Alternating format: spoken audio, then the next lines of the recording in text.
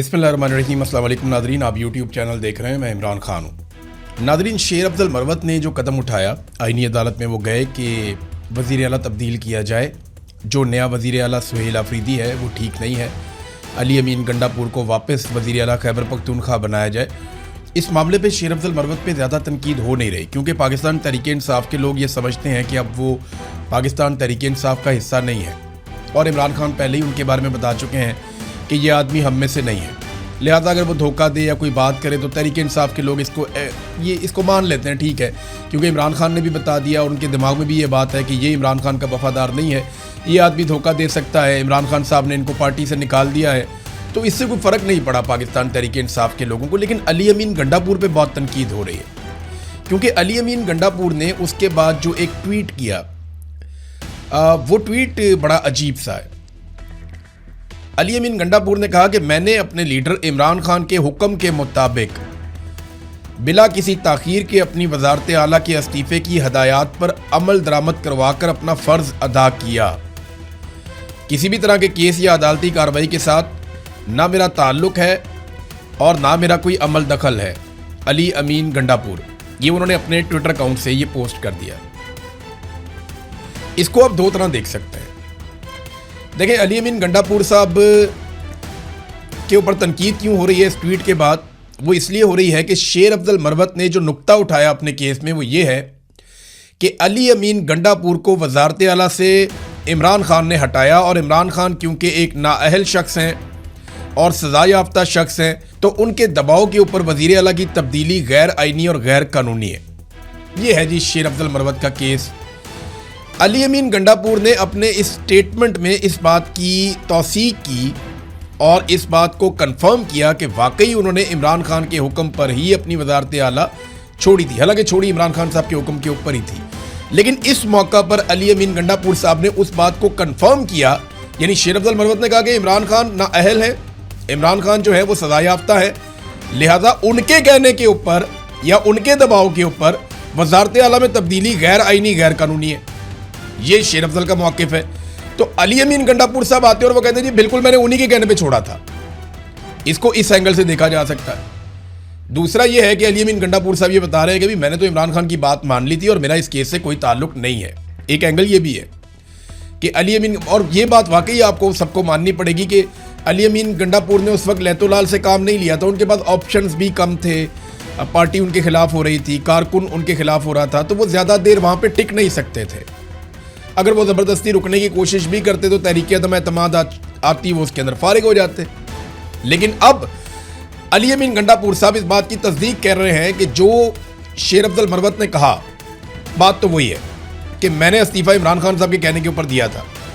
तो ये एक तरह से उन्होंने शेर अफजल मरवत की बात की तौसीक कर दी।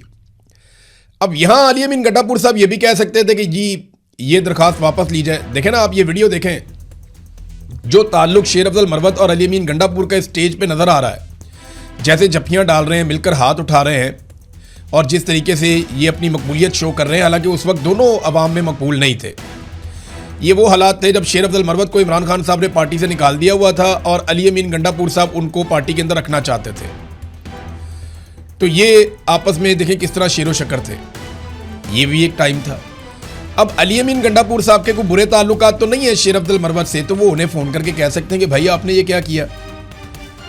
आपका एक करीबी दोस्त है, उससे आपका एक बहुत अच्छा ताल्लुक है, और वो आपके हवाले से एक पटिशन डाल देता है आईनी अदालत में और आपको ये पता ही नहीं है। How is it possible?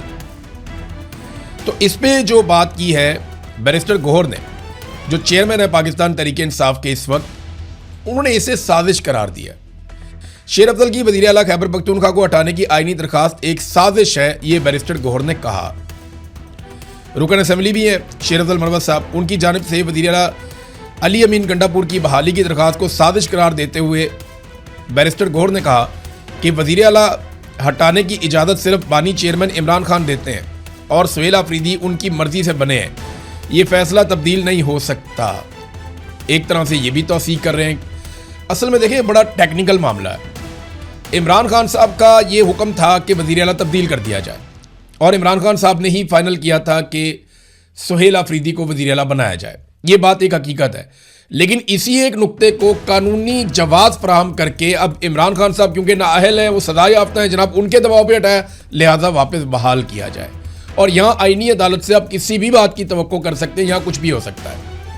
अब जो सबसे इंपॉर्टेंट खबर है ना, वो दी थी शहजाद अकबर साहब ने। शहजाद अकबर साहब ने कहा था कि ये साजिश 3 लोगों ने मिलकर बनाई, और आज से कुछ दिन पहले शहजाद अकबर साहब ने ये सारा भांडा फोड़ा था। चंद दिन पहले शहजाद अकबर साहब ने एक वीलॉग में ये बताया था कि 3 लोगों की मुलाकात हुई है चक शहजाद के एक फार्म हाउस पे, और उसमें शेर अफजल मरवत, राणा सनाउल्लाह और गंडापुर का उन्होंने नाम लिया था। और ये 1 अप्रैल को उन्होंने कहा था मुलाकात हुई है, उसमें चंद चीज़ें तय पा गई थी, और इस पिटीशन का फाइल करना भी उसी वक्त तय पा गया था जो अब फाइल कर दी गई है। ये शहजाद अकबर साहब ने पहले खबर दे दी थी, कार्रवाई अब हो गई है, मज़ीद तफसीलात आपको मिलती रहेंगी। तो खैबर पख्तूनख्वा की जो हुकूमत है, जिसमें इस वक्त वज़ीर आला सुहेल आफरीदी हैं, उसके ऊपर मीडिया की तरफ से भी अब यलगार की जा रही है, उसके लिए ज़मीन तंग की जा रही है। वहाँ गंदम की फराहमी बंद कर दी गई है, गैस की फराहमी बंद कर दी गई है। अचानक से दहशतगर्दी के वाक़यात बहुत बढ़ गए हैं, ड्रोन से भी लोग शहीद हो रहे हैं, मार्टर से भी लोग शहीद हो रहे हैं। जब ये सारी चीज़ें आप प्लस माइनस करके देखते हैं तो ये एक हुकूमत को मुकम्मल तौर पे नाकाम बनाने की कोशिश है। और आपको पता है पाकिस्तान की मिलिट्री एस्टेब्लिशमेंट इन कामों में बड़ी माहिर है, वो हमेशा से यही करते चले आए हैं, और अब वो अपने तमाम हथकंडे इस्तेमाल कर रहे हैं मीडिया समेत, और कोशिश करेंगे कि सुहेल आफरीदी अगर बात मानते हैं तो ठीक है, अगर वो कंट्रोल में आ जाते हैं और मर्जी के मुताबिक चलते हैं तो फिर तो ठीक है। लेकिन अगर सुहेल आफरीदी उसी रास्ते पर चलते हैं जो इमरान खान ने बताया हुआ है, तो उनकी हुकूमत गिराने की कोशिश की जाएगी। मैं ये कह रहा हूँ कोशिश की जाएगी। हो सकता है कि आईनी नुक्ता नज़र से आईनी अदालत कह दे जी बहाल कर दो अली अमीन गंडापुर को, तो फिर क्या होगा? मैं बताता हूँ क्या होगा। फिर ये होगा कि तहरीक इंसाफ के ऊपर अवाम का दबाव बहुत ज़्यादा बढ़ेगा, और खैबर पख्तूनख्वा असेंबली के अंदर अली अमीन गंडापुर के खिलाफ तहरीक अदम एतमाद पेश की जाएगी, और फिर उनको उतारा जाएगा, और फिर उनकी जगह पे किसी और बंदे को लाया जाएगा। ये यहाँ पे आप इमरान खान के बगैर हुकूमत नहीं बना सकते। आप गवर्नर राज लगा लें, ज़बरदस्ती कर लें, कोई एमरजेंसी नाफिज कर लें, कोई आप गंद मार लें, उसका फ़ायदा इमरान खान को ही होगा। वहाँ पाकिस्तान तहरीक इंसाफ को आप ऐसे नाकाम नहीं बना सकते। जब तक इमरान खान जेल के अंदर आपने बंद किया हुआ है, जोर ज़बरदस्ती से आपने पाकिस्तान तहरीक इंसाफ को कंट्रोल किया हुआ है, तब तक आप कारकर्दगी की बुनियाद के ऊपर भी वहाँ पे इमरान खान साहब को डीफेम नहीं कर सकते। नाज़रीन, एक और बड़ी ज़बरदस्त खबर मेरे हाथ लगी है। खबर बड़ी मज़ेदार है, मैं चाहता हूँ उसको अगले वीलॉग में तसल्ली के साथ आपको बताऊँ कि चीन के J-10CE लड़ाका तैयारे, जिन्हें पाकिस्तान भी इस्तेमाल करता है, इमरान खान साहब ने इनका मुआहदा किया था चीन के साथ, और ये इसलिए हमने लिए थे कि हमें आइडिया हो गया था कि इंडिया जदीद राफेल तैयारे लेने वाला है, तो हमें उनके मुकाबले के लिए कुछ बेहतर तैयारे चाहिए थे। तो फिर हमने चीन के साथ मुआहदा किया था J-10CE लड़ाका तैयारों का, और मैंने जब पहली मरतबा 10 तैयारे आए थे तो बड़ा ज़बरदस्त एक वीलॉग बना के बताया भी था कि ये 4.5 जनरेशन के तैयारे किस नौइयत के हैं।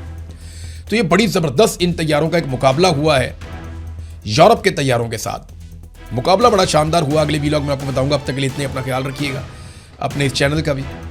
अल्लाह हाफ़िज़।